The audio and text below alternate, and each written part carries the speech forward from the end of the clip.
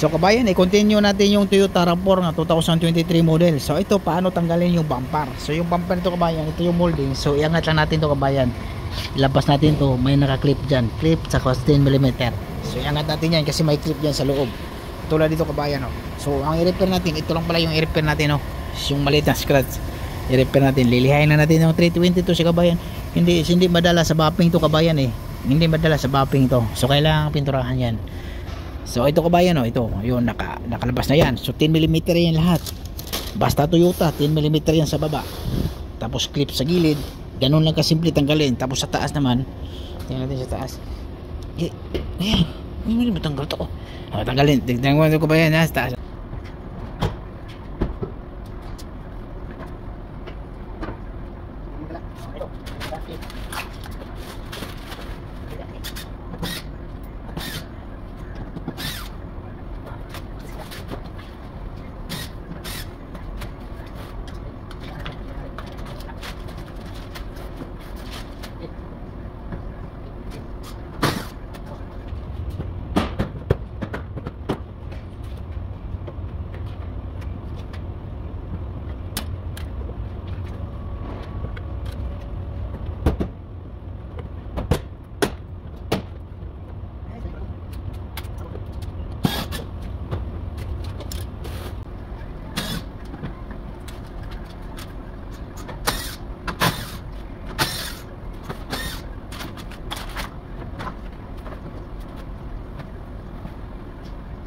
So ganun lang kasimple tanggalin kamayan, easy lang. Ipakita ko sa inyo ulit. Ito, 1, 2, 3, 4, makikita yan.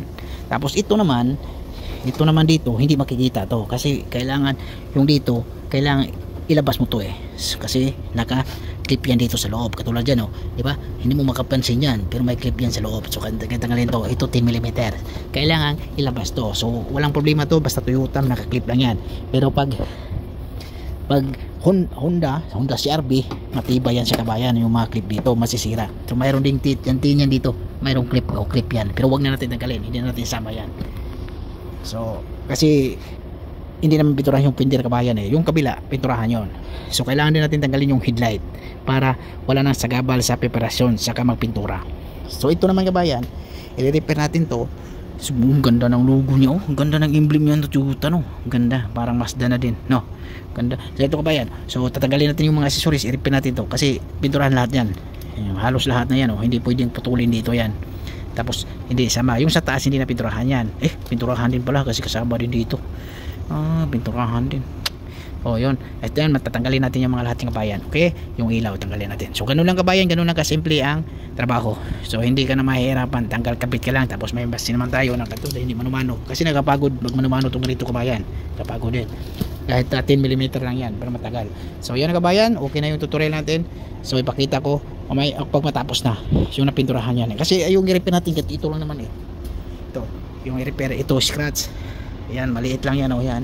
Yan, oh. Yan. So lilihain lang 320 yan. Okay na yan eh. 320 yan kabayan. Okay? Maraming salamat kabayan. Huwag kalimutang mag-subscribe at mag-follow kabayan sa Facebook page natin. Okay? Para marami pang mga tutorial.